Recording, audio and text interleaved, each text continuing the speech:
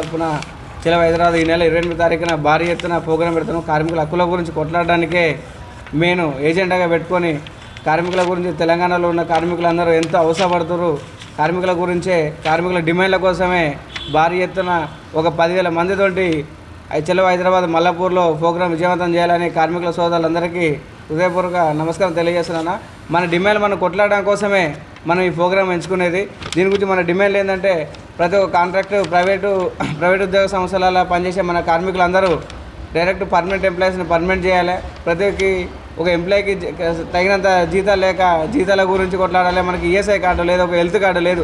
8 గంటల డ్యూటీ చేయాల్సిన కార్మికుడు కూడా 12 గంటల డ్యూటీ చేస్తుండు.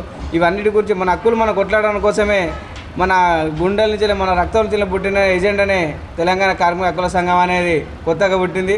దీనికోసం ఉన్నంత కాలం కార్మికుల గురించి కొట్లాడటానికే మన తెలంగాణ హక్కుల పోరాట సమితి సంఘం తరఫున నేను మన వ్యవస్థాపక అధ్యక్షుడు నవీన్ డిమాండ్ చేస్తుంది. దీనికి ప్రతి ఒక్క కార్మికుడికి 20,000 తగిన శాలరీ ఇవ్వాలి. ప్రతి కార్మికుడికి మధ్యవర్తితో సంబంధం లేకుండా అకౌంట్లోనే జీతాలు వేయాలి. ప్రతి ఒక్క కార్మికునికి రిటైర్మెంట్ అయితే పింఛన్ ఇవ్వాలి. ప్రతి ఒక్క కార్మికునికి అదే కాంట్రాక్ట్ నుంచి తీసేసి పర్మనెంట్ చేయాలి ఎంప్లాయీస్ని. ప్రతి ఒక్క కార్మికుడికి రిటైర్మెంట్ అయితే పింఛన్ ఇవ్వాలి. ప్రతి ఒక్క కార్మికునికి కంపెనీలో ఏమైనా 10 లక్షల రూపాయలు కంపెనీ భరించాలి. ప్రతి ఒక్క కార్మికునికి ఏదేమైనా కానీ కంపెనీ యజమాని నేనే ఉన్నాను వాళ్ళకు హెల్త్ కార్డు తీసుకోవాలి.